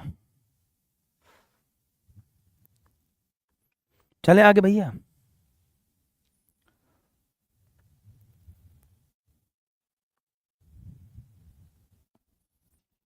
देखो, हाँ एक बार और बता दो सर, अरे यार एक बार और बता दो गुरुजी, मजा नहीं आ रहा। देखो भाई, सवाल चाहे नाम बड़े दर्शन छोटे हैं, सवाल में क्या रहा है मेरे प्यारे भाई, सवाल में देखो गिवन है, मस्त गिवन है। क्या गिवन है? गिवन दैट, सवाल में गिवन है intensity of electric field E की वैल्यू 3 × 10⁻³ आई कैप गिवन है। पहली बात, इतने न्यूटन पर कुलाम पर विचार कीजिए। चलो विचार करते हैं। क्या कह रहा भाई? 10 सेंटीमीटर भुजा के वर्ग का, उसके पार से कितने वाई जेड तल से समांतर, वाई जेड की दिशा में क्या होगा, एक्स वाई जेड जब 3 तल होंगे, वाई जेड की बात करेगा इसका मतलब एक्स अक्ष की बात कर रहा है, एक्स और जेड की बात करेगा मतलब वाई, जो गैप रहेगा उसी के बारे में बात कर रहा है। अगर आपको थोड़ा टफ लग रहा है तो कुछ नहीं देख रहा है, तनिष्का तुम्हारा कमेंट देख रहा हूँ मेरे भाई, सॉरी बिटिया, अभी थोड़ा देर पढ़ ले, फिर कमेंट में आपका पढ़ लेंगे, ठीक है। पहले फिजिक्स पढ़ लीजिए बिट्टू जी। हाँ सही बात है, सही बात कही भाई आपने। चलो भाई, यहां पे जब देखो भुजा का स्क्वायर हो गया, अगर वर्ग है, वर्ग है तो वर्ग का क्या होगा तो मेरे भाई, वर्ग की जो भुजा होती है क्षेत्रफल होता है, वर्ग का क्षेत्रफल, ये वर्ग है, स्क्वायर है, स्क्वायर की आमने सामने की भुजा सब बराबर होती है, ये चारों भुजा स्क्वायर है। एरिया ऑफ स्क्वायर यानी कि मतलब मेरे भाई वर्ग की, वर्ग का क्षेत्रफल, चूंकि क्षेत्रफल सदिश चाहिए, वर्ग का क्षेत्रफल कितना होता है, वर्ग का क्षेत्रफल जो एरिया होता है मेरे प्यारे बच्चों, वो भुजा का स्क्वायर होता है, साइड का स्क्वायर होता है, साइड का मतलब भुजा, भुजा का स्क्वायर होता है। तो मेरे भाई अगर एक भुजा 10 सेंटीमीटर की है तो ये भी 10 होगा, तो 10 का स्क्वायर मेरे भाई, लेकिन ये सेंटीमीटर में गिवन है ना, क्योंकि हमें फ्लक्स निकालना है, फ्लक्स कैलकुलेट करना है। फ्लक्स कैलकुलेट करने के लिए हमें दो बात चाहिए, एक ई और एक ए निकालने के लिए मेरे प्यारे बच्चों भुजा का स्क्वायर होगा, और यहाँ पे ये सेंटीमीटर में गिवन है, तो इसका मतलब 10 सेंटीमीटर में, तो 10 गुणते 10⁻² करेगा तुम, इतनी तो करेगा। अब तुम्हें क्या काम करना पड़ेगा, ये वैल्यू आएगी 10⁻1, लेकिन जब तुम्हें एरिया चाहिए तो इसका क्या करना पड़ेगा मेरे प्यारे बच्चों, स्क्वायर। देखो एक एक स्टेप सॉल्व कर रहा हूं, फिर से कह रहा हूं, कोई चीज सेंटीमीटर में गिवन है उसको पहले मीटर में कन्वर्ट करेंगे, ये सेंटीमीटर में थी कन्वर्ट हुई मीटर में गई, ध्यान समझो, एक स्टेप बता रहा हूं। दूसरा, जब ये 10⁻1 हो गई, लेकिन इसका स्क्वायर अपन लोगों ने क्यों किया, क्योंकि मेरे भाई इसको मीटर में बदला, ये अब मीटर का स्क्वायर में हुआ, बना बात है। और जब भी आपको मेरे प्यारे भाई कहेगा, ध्यान से देखिएगा, एक चीज नहीं पकड़ोगे तो काम नहीं हो पाएगा। यहां पे आई कैप है, और हमने आपको अभी 2 मिनट पहले कॉन्सेप्ट में ये बताया मेरे प्यारे भाई, 2 मिनट कॉन्सेप्ट में बताया कि जब हम एक्स अक्ष की दिशा की बात करते हैं तो हम आई कैप लेते हैं, वाई अक्ष की दिशा की बात करते हैं तो जे कैप लेते हैं, जे यूनिट लेते हैं, के जेड अक्ष की दिशा की बात करते हैं तो के कैप लेते हैं। 3 दिशा लेते हैं, 3 डायरेक्शन लेते हैं, एक्स वाई जेड। मैंने मेरे प्यारे भाई बताया कि अगर कहेगा कि एक्स और जेड के समतल है, इसका मतलब एक्स और जेड के समतल क्या होगा, परपेंडिकुलर तो सरफेस वाई होगा, वाई एक्स के परपेंडिकुलर कौन है, जेड है, एक्स और वाई के परपेंडिकुलर जेड है, एक्स और जेड के वाई है। तो सेम वही प्रोसेस मेरे प्यारे भाई यहां पे कह रहा है कि भुजा के वर्ग के उस पार्श्व से जिसका तल वाई जेड तल के समांतर है, वाई जेड तल के समांतर कौन होगा मेरे भाई, एक्स, और एक्स अक्ष की दिशा में कौन चलेगा, आई कैप चलेगा। पकड़ो कॉन्सेप्ट पकड़ो, यही तो है एनसीईआरटी, यही तुम्हें घुमाती है मेरे भाई। जब यक्स और वाई और जेड की बात करेगा, इसके तल के लंबवत कौन होगा मेरे भाई, यक्स अक्ष, और यक्स के साथ क्या लेते हैं हम मेरे भाई, आई कैप लेते हैं। यानी कि ये जो भुजा का स्क्वायर है, इसको ऐसे नहीं लिखना है, इसको लिखने का जब सदिश रूप में आप लिखोगे, इसका जो मेरे भाई सदिश रूप होगा, वेक्टर फॉर्म होगा, सदिश रूप होगा मेरे प्यारे बच्चों, इसका जो सदिश रूप होगा वो होगा 10⁻², इसका स्क्वायर 10⁻², आई कैप हो जाएगा, और ये खत्म हो जाएगा। यहीं पे पहला सवाल खत्म हो गया कि हमारे पास वैद्युत क्षेत्र की तीव्रता मेरे प्यारे बच्चों आ गई, और हमारे पास एरिया आ गया, एरिया वेक्टर, एरिया वेक्टर सदिश राशि होती है, और ये देखो हमने इसकी दिशा लिख दी। अब आई कैप जो होता है मेरे प्यारे बच्चों, ये दिशा को दिखाती है, परिमाण। अब ये सदिश राशि हुई, इसका हमें वेक्टर फॉर्म लिखना पड़ेगा। ये NCERT, this is the NCERT, ये पढ़ना है। और हाँ भाई, जो तुम देख रहे हो ये तुमको पढ़ाना है, समझे। चलो मेरे भाई, पाई बराबर हो जाएगा मेरे प्यारे बच्चों, ई इंटू हो जाएगा डीए, सदिश राशि करेंगे मेरे भाई।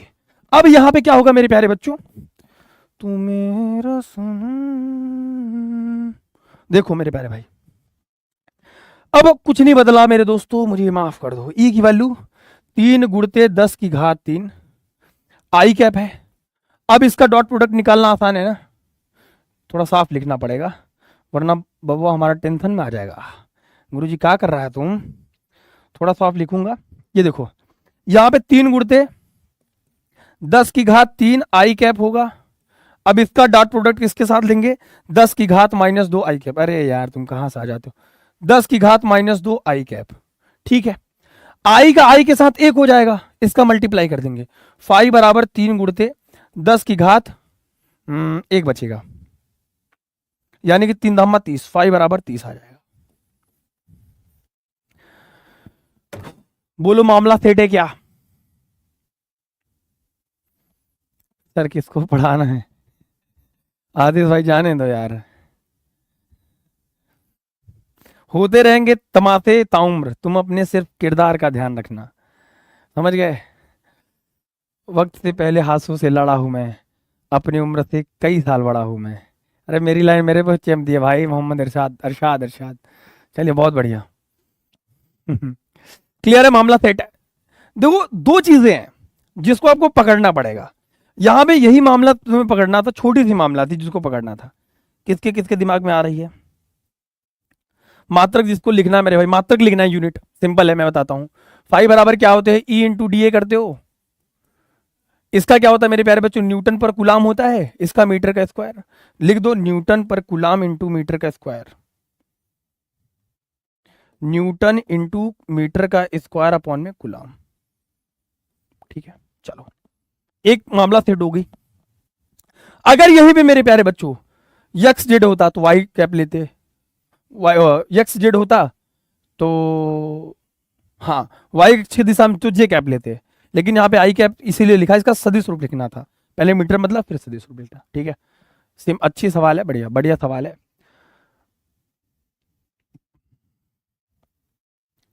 हार्ड लग रहा है अजी, कैसे बात करते हैं, हार्ड लग रहा है तुमको जी, इतना धीरे धीरे बताया तुमको, उंगली पकड़ के तुमको हार्ड लगता है जी। अरे इधर देखो भाई, देखो ऐसा सिंपल बात है, वर्ग का जो वो होता है मेरे भाई क्षेत्रफल, एरिया, वो क्या होता है, भुजा का स्क्वायर होता है। रीजन क्या है, वैद्युत क्षेत्र की तीव्रता दिया है, हमसे फ्लक्स पूछ रहा है, और जब फ्लक्स पूछेगा तो फ्लक्स दो बात पे निर्भर करती है। एक तो मेरी भाई इंटेंसिटी ऑफ इलेक्ट्रिक फील्ड, वैद्युत क्षेत्र की तीव्रता, और एरिया वेक्टर पे। एरिया वेक्टर निकालने के लिए हमने कहा वर्ग, वर्ग का होता है भुजा स्क्वायर, वर्ग का क्षेत्रफल। चूंकि मैंने भाई भुजा एक तो दिया था, तो भुजा को सेंटीमीटर में दिया था, मीटर में बदलने के लिए 10 की घात -2 से मल्टीप्लाई करते हैं। 1 सेंटीमीटर में 100 सेंटीमीटर मेरे भाई, अरे क्या मैं कह रहा हूं, 1 मीटर में 100 सेंटीमीटर। तो मेरे भाई वहां पे करेंगे क्या, अब जब यहाँ पे 10 की घात -1 हो गया, इसका स्क्वायर कर देंगे, चूंकि भुजा का स्क्वायर करेंगे, चूंकि भैया यहाँ पे क्षेत्रफल होता है भुजा का स्क्वायर, ये भैया वर्ग का क्षेत्रफल भुजा का स्क्वायर, यहाँ पे लिख लो चाहे, वैसे मैंने कॉन्सेप्ट के लिए बगल में टांग दिया है, तो यहाँ पे भुजा का स्क्वायर कर देंगे, कर दीजिएगा हैं गुरुजी, स्क्वायर कर दिया, तो 10 की घात ये -2 हो जाएगा। आई कैप क्यों लिया गुरुजी, क्योंकि मेरे भाई वाई जेड के तल के समान, अरे वाई जेड के लंबवत कौन होगा, एरिया वेक्टर, यक्स अक्ष चिन्ह होगा मेरे भाई, और यक्स अक्ष की दिशा में आई कैप न चलते हैं, ये इसके पहले ने ठीक बताया था। क्या हो गया तुम लोग को, समझ आ जाएगा भैया, कोई बात नहीं, बड़े बड़े शहरों में छोटी छोटी बातें होती रहती हैं, देखो देर को ध्यान से। अब कह रहा है कि इस वर्ग से गुजरने वाला फ्लक्स कितना है, यदि इफ इसके तल के अभिलंब एक्स अक्ष से 60 अंश का कोण बनाता है। तो भैया यही दर बदल गया, मामला सेट हो गया क्या। बी के सॉल्यूशन की बात एनसीईआरटी में करते हैं, कुछ नहीं बदला दोस्तों, सिर्फ एक कॉन्सेप्ट बदला, यहां पे एंगल आ गया। अब फ्लक्स का फार्मूला क्या होता है, फाई बराबर ई इंटू में डी ए कॉस में थीटा हो जाएगा, और ये खत्म हो जाएगा। अब हमारे पास फार्मूला ये भी है। डॉक्टर शिवम कह रहा है भाई बाद में पढ़ लेना, माई बाप तुम्हारा जी भर रहा है, पेट भर गया, टेंशन हो रही, बाद में पढ़ लेना भाई, थोड़ा सुकून से पढ़ने दो बाकी बच्चों, तुम फिर आ जाना, देख लेना, जिसको दिक्कत होगी सब आ जाएंगे। रिजल्ट का डेट बेटा तो आ चुका है, धक धक कर रहा होगा, धक धक करने लगा, अरे मोरा जियरा डरने लगा, चलो भैया, धक धक करने लगा मेरा जियरा। देखो भाई ऐसा सिंपल बात है, पाई बराबर वैद्युत क्षेत्र की तीव्रता 3 गुणते 10 की घात 3, इसका मान 10 की घात -2 था ना, ये तो था। कॉस 60 अंश का मान, कॉस 60 अंश का मान होता है मेरे भाई 1/2, ठीक है। पाई बराबर क्या हो जाएगा, 3 गुणते 10 की घात 3, यहाँ पे कट जाएगा, -1 हो जाएगा बचेगा, और गुणते कॉस 60 अंश का मान 1/2 हो जाएगा। मामला सेट है। 3 दामा 30 का आधा 15, 15 आ गया क्या, न्यूटन मीटर का स्क्वायर अपॉन में कूलम। सेट है। अब थोड़ा और टफ कराऊं, थोड़ा और टफ करा दूं। सर डाउट है, बोलो। प्रज्ञा सिंह बेटा आ रहा भाई 27 को ना, 27 को आने वाली है मिलन की घड़ी, आने वाली है मिलन की घड़ी। क्लियर है भाई। चलो भाई अब थोड़ा सा आगे बढ़ते हैं। थोड़ा थोड़ा प्यार हुआ रे हुआ, मस्त सवाल छे। एनसीईआरटी का सवाल अभी भी है लेकिन अभी सिंपल है, थोड़ा थोड़ा सिंपल है बाबू, बाबू भाई। देखो सिंपल सॉल्यूशन की बात करता अपन लोग। 4 गुणित 10 की घात -9 कूलाम मीटर द्विध्रुव आघूर्ण का कोई द्विध्रुव 5 गुणित 10 की घात 4 न्यूटन पर कूलाम परिमाण के किस एक समान वैद्युत क्षेत्र से की दिशा से 30 डिग्री पर संरेखित है। द्विध्रुव पर कार्यरत बल आघूर्ण का परिमाण परिकलित का मतलब ज्ञात करना होता है। एनसीईआरटी में लैंग्वेज थोड़ी सी आगे पीछे रहती है बट डोंट वरी गाइस, साफ नहीं दिख रहा क्वालिटियां बढ़ा लो ना भाई। भोजपुरी गाना देखना रहेगा तो बढ़िया पिक्चर देखना रहेगा तो फुल एचडी में करके ऐसे हैं, ऐसा मानो पूरा संसार देख लेंगे। तब तो वो जो स्पीड बढ़ेगी 5G पूरा डेटा खत्म। आ जा भाई पढ़ ले भाई, पढ़ ले पढ़ ले।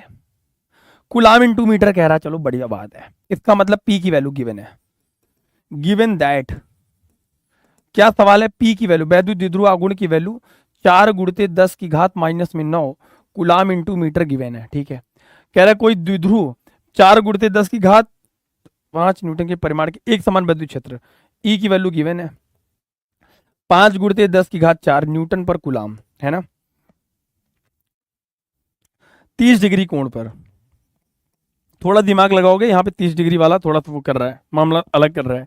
द्विध्रुव पर आघूर्ण की, देखो आघूर्ण का सूत्र जो होता है टॉर्क की जो वैल्यू होती है, द्विध्रुव पर कार्यरत बल आघूर्ण, द्विध्रुव पर कार्यरत, बहुत बच्चों का आ गया होगा,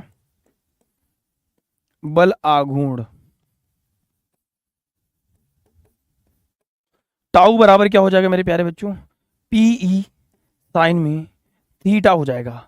जहां पर यह भी लिख लो, जहां थीटा बराबर पी तथा द्विध्रुव तथा ई के बीच कोण है, एंगल है।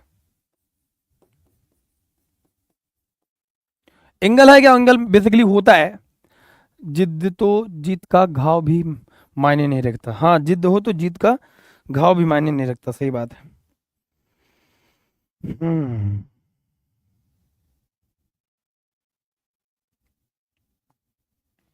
सेट है मामला।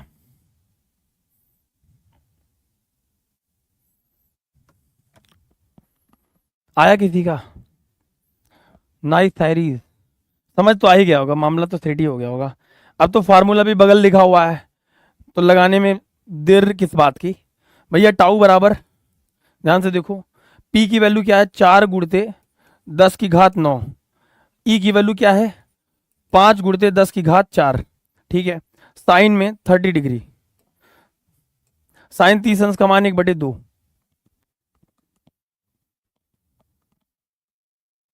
और आनंद आ रहा है अजी, 2 दूनी 4, टाउ बराबर कितना हो जाएगा 10⁻9, माइनस कहीं नहीं दिया है क्या, अच्छा माइनस ये दिया तो है, ये -9 ने दिया है, वही तो मैं सोच रहा हूँ इतना सरल कैसे लग रहा है।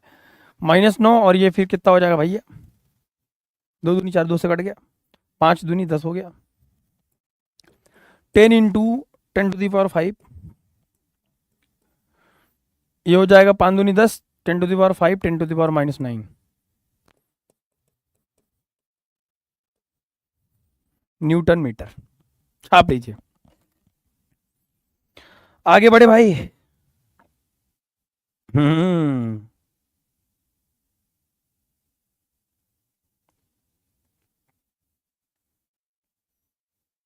आगे बढ़े, इस पैटर्न पे सवाल। नमस्कार भैया नमस्कार,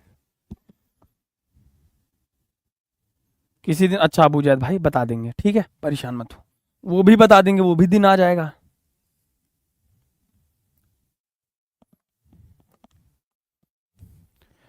यूपीबी मतलब समझ रहे हो, उत्तर प्रदेश बोर्ड। सोल्यूशन, एक वैद्युत द्विध्रुव में इतना न्यूटन कूलम, देखो सेम है, सेम सवाल है यार, ये सेम है, बिल्कुल सेम है, कर लोगे क्या, बता दें, इससे बड़े आगे ना बढ़ जाए। चलो बता देता हूं। कह रहा है कि भैया गिवन है, मस्त कह रहा है गिवन दैट, कह रहा है कि भैया इतने intensity of electric field 10⁵ Newton पर कूलाम गिवन है, थीटा विल बी 30 डिग्री, कोण पर रखा है उससे इतने न्यूटन मीटर, न्यूटन मीटर मतलब पी नहीं टाउ, टाउ आघूर्ण कह रहे हैं ना, बल आघूर्ण का मतलब इतना दिया है, इसमें थोड़ा सा उल्टा किया है, कह रहे द्विध्रुव पर आघूर्ण की गणना यानी कि पी की वैल्यू हमें फाइंड करनी है। अरे सब फार्मूला एक ही है ना, टाउ बराबर पी ई साइन में थीटा होता है ना, पी की वैल्यू निकालनी है तो यहां से टाउ बराबर ई साइन थीटा ना हो जाएगा, और ये खत्म हो जाएगा 6 इंटू 10⁻⁻24, ई की वैल्यू आपको गिवन है 10⁵, साइन में 30 अंश की वैल्यू 1/2 ऊपर चला जाएगा, 12 गुणते 10 की घात -24, 24 इंटू 10⁻⁻5, ठीक है। यहां से जो पी की वैल्यू आ जाएगी मेरे प्यारे बच्चों, वो आ जाएगी 12 इंटू 10⁻⁻29 कूलाम इंटू में मीटर।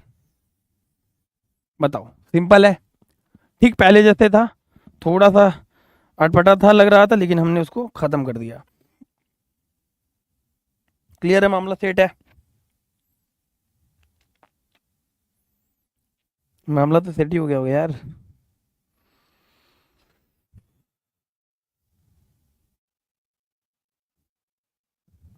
चलो भैया आइए थोड़ा सा और लेवल बढ़ाते हैं आपका, ठीक है, मस्त सवाल है, लेकिन इसमें 2 पैटर्न के क्वेश्चंस बनते हैं, मैं आपको बता देता हूं, है ना, ध्यान से देखिए। कोई भी दिक्कत शिकायत सुझाव के लिए हमारे कमेंट सेक्शन में आपका कमेंट खुला रहता है मेरे प्यारे भाई, आप वहां से हमसे पूछ सकते हैं, कोई बड़ी बात नहीं है, ठीक है, वो आप पूछ सकते हो, वो आपकी कॉल है, आप टेंशन मत लो। थैंक यू बेटा, थैंक यू। अबू भाई ये कमेंट में बताना है ना, वीडियो अपलोड होने के बाद कैसे लगी वो तब बताना है। अच्छा आदेश भाई, अच्छा ऐसा भी है, ठीक है, टेंशन नहीं लीजिए, जो अटेंडेंस नहीं लगा भाई लगा देंगे। अब आगे चलते हैं इधर, क्वेश्चन क्या कह रहा था, ध्यान से देखो सोल्यूशन की बात।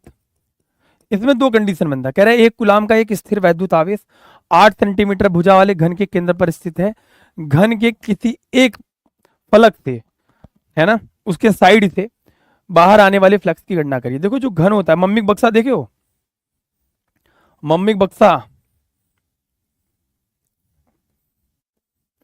मम्मी बक्सा जो होता है भैया वो घन ही होता है, मम्मी का बक्सा, अलमारी,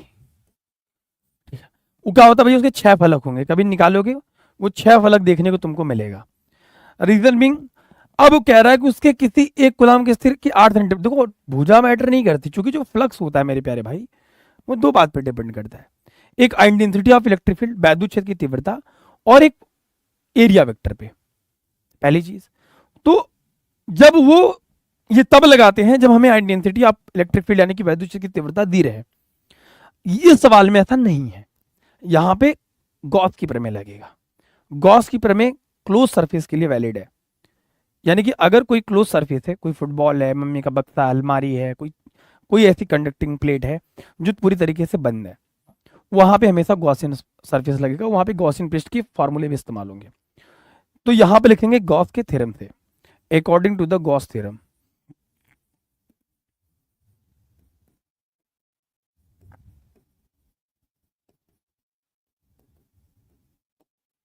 गॉस थ्योरम क्या कहता है, the total flux passes through any surface is 1/ε0 times of the total charge, मतलब या फिर गिवन चार्ज कह लो, ठीक है। तो वहां पे मेरे भाई आ जाता है फाई इक्वल टू मेरे भाई सिग्मा में क्यू अपॉन में ε0, ठीक है, ये फार्मूला होता है, है ना। अब यहाँ पे एक कूलाम गिवन है यार। अब देखो घन के 6 फलक होते हैं, तो किसी एक के लिए बात कर रहे हैं ना। तो जब आप एक बात बताओ, अगर आपको कहा जाए कि भैया 5 कलम आपने खरीदा, 5 पेन खरीदा, 5 कलम आपको 25 रुपया का मिला, है ना, 25 रुपया का मिला। अगर हम पूछेंगे भाई एक कलम का दाम बताओ, एक कलम कितने रुपया का मिलेगा, तो तुम कहोगे सर 5 से डिवाइड कर दीजिए, मामला सेट हो जाएगा। तो आपको डिवाइड करना पड़ा ना एक के लिए। तो भैया घन के कितने फलक, 6 फलक, 4 बक्स चारों तरफ, एक ऊपर और एक नीचे, 6 फलक हुआ। तो घन के फलक कितने होते हैं टोटल, घन के कुल फलक, घन के कुल फलक कितने होते हैं, हट रहे, घन के कुल कितने फलक होते हैं मेरे प्यारे बच्चों, घन के कुल कितने फलक होते हैं मेरे, अरे यार क्या करता रे तू बाबा, घन के कुल कितने फलक होते हैं मेरे प्यारे बच्चों, घन के कुल कितने फलक होंगे, तो भैया आप कहोगे 6, ठीक है। अब एक के लिए कह रहा है, मामला सेट है कि भैया फ्लक्स, अतः एक के लिए निकाल रहा है, एक के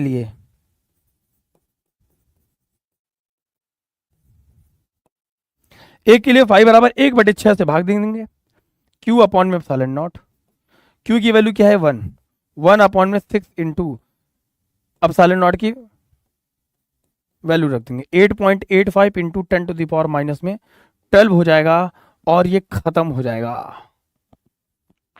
मामला सेट है।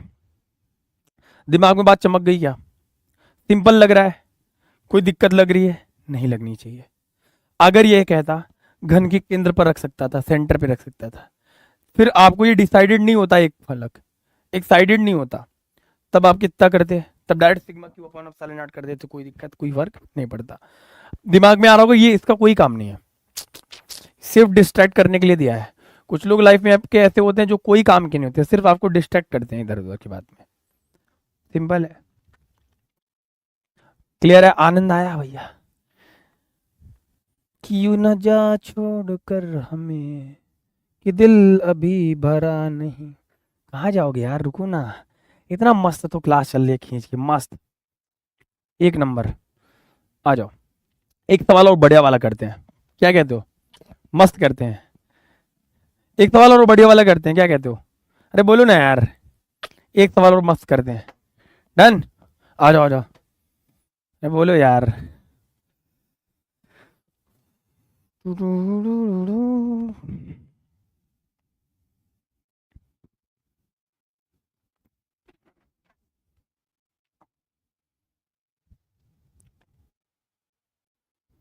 चल भैया, चल बेटा सेल्फी ले ले रे। अच्छा भैया देश भाई, अरे देख लेना भाई, कोई बाद में भी आके देख सकते हो आप, ये आपके लिए तो पड़ी रहेगी ना वीडियो, है ना। भारत के उन तमाम नागरिकों के लिए सवाल बनाया गया।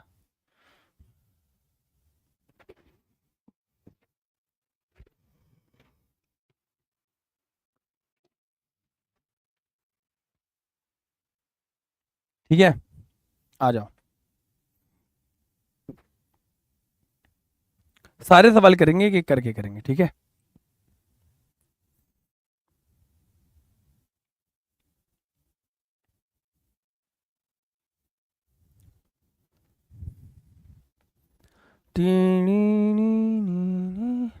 आ जाओ, क्या सवाल कह रहा है भैया, कह रहा है कि एक समान रूप से आवेशित, बढ़िया सवाल है, अच्छा सवाल है। देखो सवाल में मैक्सिमम केस में ना, एक बात ये समझ लो, ये गिवन रहता है, ये गिवन रहता है। थैंक यू बेटा अंकिता मिश्रा। कह रहा है कि भैया देखो एप्सिलॉन नॉट की वैल्यू गिवन है ना, कूलम का स्क्वायर अपॉन में न्यूटन मीटर का स्क्वायर, ठीक है। सवाल में क्या कह रहा है, सबसे पहले समझो, सबसे पहले समझो, एक समान रूप से आवेशित 2 मीटर त्रिज्या वाले एक गोली चालक पर पृष्ठ आवेश घनत्व सिग्मा बराबर इतना गिवन है, इतना माइक्रो कूलम अपॉन में मीटर का स्क्वायर है सिग्मा की वैल्यू। चालक से निकलने वाला वैद्युत फ्लक्स का मान ज्ञात करिए, ठीक है, बहुत सिंपल है, आपको बताऊं, कुछ नहीं करना है,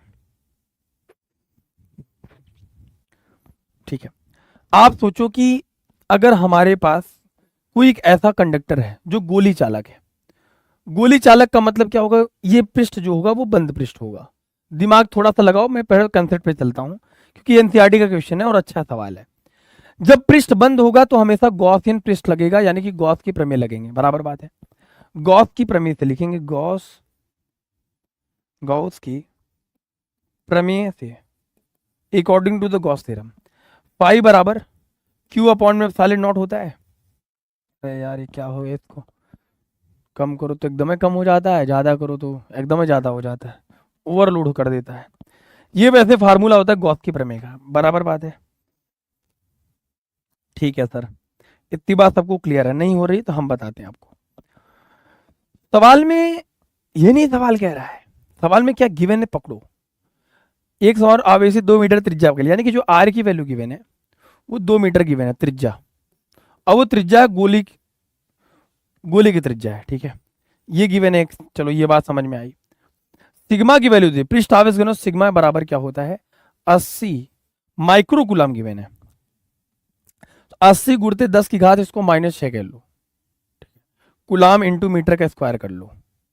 मीटर का स्क्वायर क्यों होता है, क्योंकि मेरे पास सिग्मा इक्वल टू क्या होता है, क्यू बाई ए होता है ना।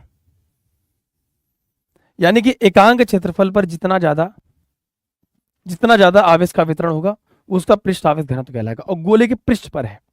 बात को, मामले को समझने की कोशिश करो, ठीक है। अब यहां से मेरे भाई हमें चाहिए, अब एप्सिलॉन नॉट की वैल्यू तो गिवन है सवाल में, दिमाग यहां पे लगता है कि कौन सा फार्मूला सर कब लगाएं, यही नहीं समझ में आता। हाँ, यही नहीं समझ में आता ना, यही हम सिखाने आए आपको। ये गिवन है, ये निकालना है, ये नहीं पता, अगर ये पता चल जाए तो हमें फ्लक्स पता चल जाएगा, हमें फ्लक्स की निकालना है, फ्लक्स ही निकालना है, पाई की वैल्यू ही फाइंड करनी है, उसके पहले हमें क्यू चाहिए, और उसके लिए हमें क्यू को निकालने के लिए एक सहारा गिवन है, वो सिग्मा है, वो भी स्मॉल सिग्मा है। तो क्यू के निकालने के लिए क्यू इक्वल टू हो जाएगा मेरे प्यारे बच्चों सिग्मा इंटू में, तो सिग्मा की वैल्यू कितनी होगी मेरे प्यारे बच्चों, इस 80 इंटू 10⁻⁻6। एरिया कैसे निकालेंगे, एरिया होगी भैया गोली त्रिज्या की, त्रिज्या दी है तो एरिया निकालना क्या होगा मेरे भैया, 4 पाई आर का स्क्वायर, और ये जो आर है बेटा, ये जो आर गिवन है वही 2 मीटर गिवन है, मामला सेट है। 80 इंटू 10⁻⁻6, 4 पाई इंटू में 2 का स्क्वायर यानी कि 4, यानी कि 4 चौक 16 इंटू 10⁻⁻6 इंटू में 16 पाई। ये हमारे पास मेरे प्यारे बच्चों क्या है, ध्यान से देखो, ये हमारे पास चार्ज की वैल्यू आई, बस इसको उठा के इसमें पटकना है और आपका काम खत्म हो जाएगा। समझ आ रही मेरी बात, बताओ, समझ में आ रही मेरी बात, मैं क्या कह रहा हूं। अब आपको सिर्फ कैलकुलेशन करनी है, कैसे करो और समझ जाते हैं। यहां पे फाई बराबर क्या हो जाएगा, क्यू की वैल्यू ये निकाला है, कितना निकाला सर, 16 इंटू में 3.14, पाई की वैल्यू ये लिख लिया, 80 इंटू 10⁻⁻6, देख लेना कुछ प्लस माइनस ऊपर ना हो बस, बाकी सब सेट है। यहां नीचे आ जाएगा 8.85 इंटू 10⁻12, इसको कैलकुलेट कर लेंगे और ये खत्म हो जाएगा, मामला सेट है।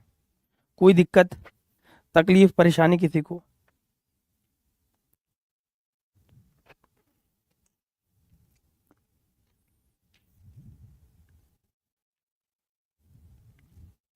ठीक है,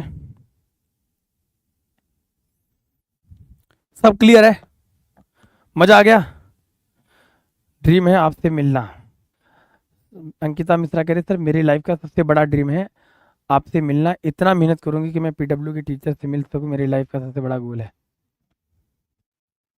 अच्छे से पढ़ो बेटा, बिल्कुल मिलेंगे, आप लोग तो अंदर हैं, बाहर कौन है, ठीक है। भाई जो बच्चे बाद में देखते, जिनको वीडियो अच्छी लगती है वो लाइक कर देंगे, वो बता देंगे कि सर ऐसे लगी हमें, ये प्रॉब्लम थी, जो क्वेश्चन मैंने HW दिया है उसको आप बता देंगे, वो आपके लिए जरूरी है, ठीक है। कराएंगे तन में भाई, अच्छा प्रयास करेंगे ना, जो ऑब्जेक्टिव या फिर क्वेश्चंस होते हैं उनको हम बाइलिंगुअल भी रख सकते हैं, आप इंग्लिश भी जान सकते हैं, कोई दिक्कत नहीं है हमको वैसे, है ना, वो मैं कर लूंगा, नेक्स्ट टाइम से मैं ध्यान दूंगा, ठीक है, ठीक है।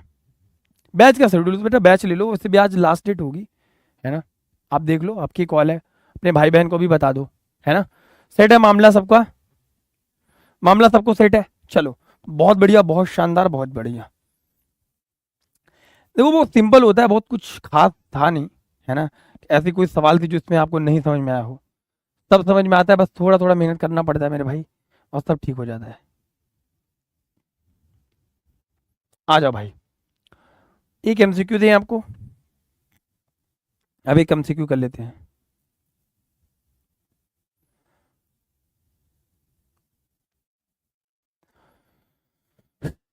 HW होमवर्क का क्वेश्चन नंबर 3 है। जो बच्चे ध्यान से देखेंगे क्वेश्चन नंबर 3 का भी रिप्लाई कर देंगे आंसर में, पहला दूसरा तीसरा। कमेंट जीतने वाले को हार्ट रेट को किया जाएगा भैया मेरी तरफ से, ठीक है।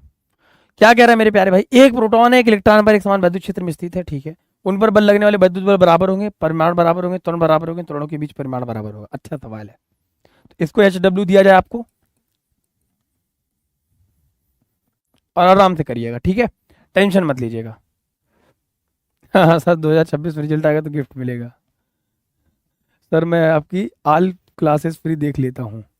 कैसे भाई, कैसे हो सकता है ये। चलिए पढ़ते रहिए, है ना। होप्स होगी ये क्लास आपको अच्छी लगी होगी, और आपके लिए यही एक छोटा सा संदेश है मेरे भाई, कि सभी बच्चे मेहनत करें। अगर आपको लगता है कि सर न्यूमेरिकल में प्रॉब्लम होती है, थोड़े बहुत और सेशन होने चाहिए सर आपके यूट्यूब पे, जो भी है बेटा, वो आप मेरे किसी भी, चाहे कम्युनिटी पोस्ट में मेरी पोस्ट लगती है, कुछ भी कहीं पे भी आप मेरे वीडियो सेक्शन में रिप्लाई कर सकते हैं। और कोई दिक्कत होती है तो आप मुझे संपर्क कर सकते हैं, आपका भाई आपके साथ हमेशा खड़ा है ना। आप कहीं भी हमको खोजेंगे, किशन सर को खोजेंगे, है ना, किसी भी सोशल मीडिया पे कहीं भी भारत के किसी भी कोने में खोजेंगे आप हमको पाएंगे, कोई बड़ी बात नहीं है, ठीक है। हमारी शुभकामनाएं आपके साथ है। ये वीडियो कैसे लगी कमेंट सेक्शन में जरूर बताइएगा। हमारी आपकी मुलाकात बहुत छोटे से ब्रेक के बाद होगी। अपना ध्यान रखिए, ये वीडियो के बारे में थोड़ा सा पढ़ते रहिए, और हर एक उस बच्चे की मदद करते रहिए, ठीक है। आप, क्योंकि आपका एक छोटा सा संदेश आपके बड़े भाई की बहुत मदद कर सकता है। अपना ध्यान रखिए। थैंक यू सो मच प्यारे बच्चों, इतने प्यार सपोर्ट के लिए। पढ़ते रहिए, मुस्कुराते रहिए। Love you all.